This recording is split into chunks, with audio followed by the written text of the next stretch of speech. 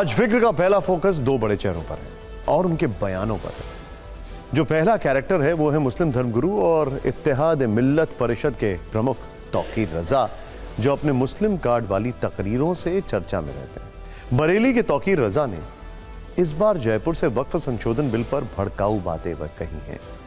मुसलमानों को एकजुट होकर दिल्ली का घेराव करने की अपील कही है। फिक्र में दूसरा चेहरा है कथावाचक देवकीनंदन महाराज का, जिन्होंने वक्फ बोर्ड की तरह ही सनातन बोर्ड बनाने की वकालत की है। दिल्ली में 16 नवंबर को सनातन धर्म संसद भी है, जिसमें वो ये मुद्दा उठा सकते हैं। लेकिन देवकीनंदन महाराज ने लगे हाथ तौकीर रजा को कड़ा जवाब भी दे दिया। उन्होंने जवाब में कहा है कि हम सनातनियों को एकजुट होकर दिल्ली को बचाना है।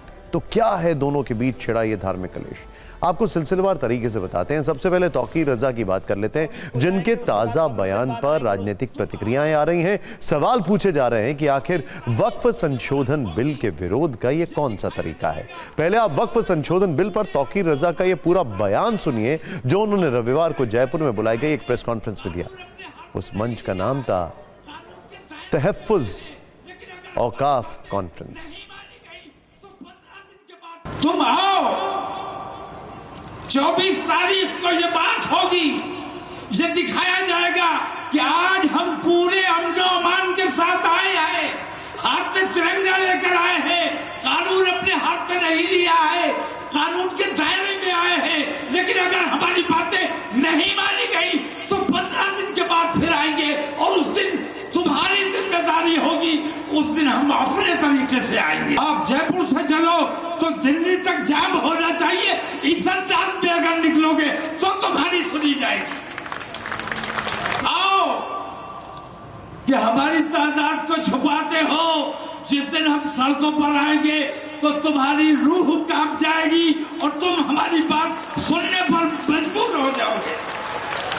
हमारे नौजवान बुज़दिल नहीं है, ये बात मैंने बार बार कही है कि हमारे उलमा ने, हमारे दानिशवरों ने, हमारा कायदीन ने अपने नौजवानों को कंट्रोल करके रखा है। जिस दिन ये नौजवान हमारे कंट्रोल से बाहर हो गए तो तुम्हारे बस की बात नहीं है कि इनको कब्जे में कर सको। पहले तो सबसे पहले अपनी जुबान और अपने अंदाज और अपनी तकरीरों पर कंट्रोल की आवश्यकता है, ऐसा कुछ लोगों का कहना है इनके लिए। आपने तौकीर रजा का ये पूरा बयान सुन लिया, उनकी इन बातों से आपने ये भी अंदाजा लगा लिया होगा कि उनके इस बयान में भड़काने वाली मात्रा कितनी ज्यादा है। लेकिन फिर भी हम उनकी मंशा को थोड़ा और सरल भाषा में समझाने की कोशिश करते हैं। वैसे तो आप समझदार हैं, काफी कुछ समझ गए होंगे, लेकिन फिर भी जैसे कि उन्होंने वक्फ संशोधन बिल का विरोध करने के लिए दिल्ली कूच की 2 तारीखें दी। पहली तारीख 24 नवंबर, जिसमें उन्होंने मुस्लिम युवकों से तिरंगा हाथ में लेकर आने को कहा है।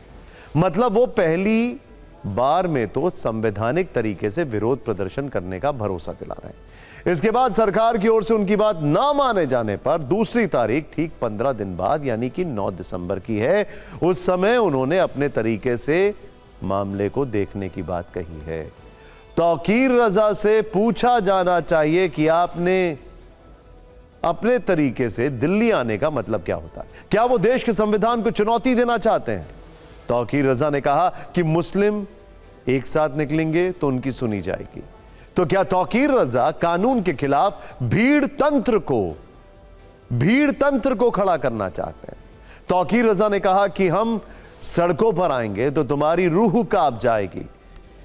तो हमने अपने नौजवानों को कंट्रोल में करके रखा है। सवाल यह है कि लोकतांत्रिक देश में सार्वजनिक मंचों से ऐसे बयानों की छूट आखिर कैसे मिल जाती है।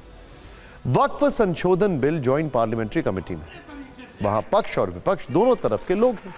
यह एक लोकतांत्रिक व्यवस्था है जिसमें सर्वसम्मति से फैसला लिया जाना है। इसीलिए जेपीसी अध्यक्ष जगदंबिका पाल अलग अलग राज्यों का दौरा कर रहे हैं, अलग अलग राजनीतिक दलों संस्थाओं से मुलाकात कर रहे हैं। जेपीसी में शामिल विपक्षी सांसदों ने उनकी राज्य यात्राओं पर नाराजगी जताई। उनका कहना है कि शिकायतों का समाधान करने का आश्वासन देने के बावजूद जगदंबिका पाल ने राज्यों का दौरा जारी रखा। जबकि जगदंबिका पाल का तर्क यह है कि यह अनौपचारिक प्रक्रिया है। लेकिन आप देखिए कि यही तो लोकतंत्र की खूबसूरती है, जिसमें हर बार बड़े मसलों पर आम सहमति बनाने की कोशिश होती है। लेकिन तौकीर रजा इसके उलट जहरीली बयानबाजी कर रहे हैं, जिस पर भारी राजनीतिक कलेश मच चुका है।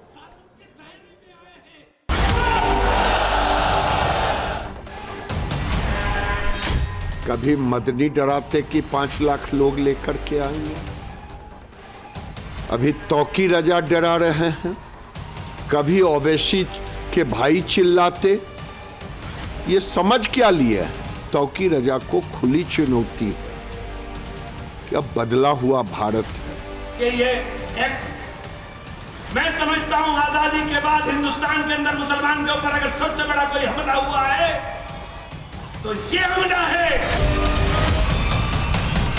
जो कह रहे हैं ना कि दिल्ली को घेर लो, 24 को जाएंगे, उसके बाद 15 दिन बाद आएंगे और उसके बाद क्या होगा वो फिर दिल्ली सरकार जाने, यही बयान है ना, यही बयान है ना। तो उन लोगों की तो योजना है, आज नहीं तो कल वो दिल्ली को घेरेंगे।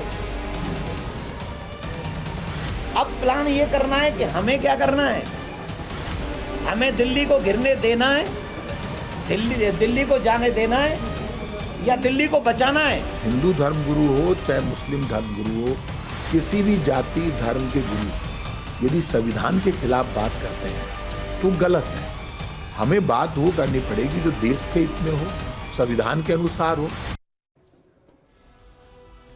फिक्र में अब हम आपको आगे वक्फ बिल पर अपडेट देते रहेंगे, लेकिन वक्फ बोर्ड की तरह एक और बोर्ड की बात कर लेते हैं जिसके गठन की मांग जोर पकड़ती जा रही है। हम बात कर रहे हैं सनातन बोर्ड की, जिसकी मांग कथावाचक देवकीनंदन ठाकुर ने उठाई है और उस पर भी राजनीतिक कलेश मचा हुआ है। देवकीनंदन ठाकुर ने कहा है कि सनातन बोर्ड को वक्फ जितनी जमीन मिले। दिल्ली में 16 नवंबर को सनातन धर्म संसद है, साधु संतों की बैठक होगी, देश भर से कई कथाकार भी जुटेंगे और इसमें आम लोगों से भी आने की अपील की गई है। अगर सनातन धर्म संसद के मुद्दे की बात करें तो मथुरा श्री कृष्ण जन्मभूमि मंदिर का भव्य निर्माण, प्रसाद में मिलावट पर कड़ी कार्रवाई, लव जिहाद, गौ रक्षा और धर्मांतरण पर इस धर्म संसद में मंथन हो सकता है। इस देश में वक्फ बोर्ड रहेगा तो हमें सनातन बोर्ड चाहिए ही चाहिए।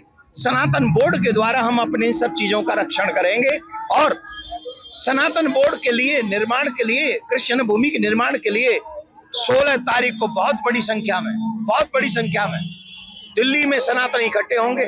और जो भी आपके चैनलों के माध्यम से सुन रहे हैं, हम सबसे कह रहे हैं 16 तारीख को इतनी बड़ी संख्या में आइए कि दिल्ली और जितने भी पॉलिटिशियन हैं वो सनातन बोर्ड बनाएं।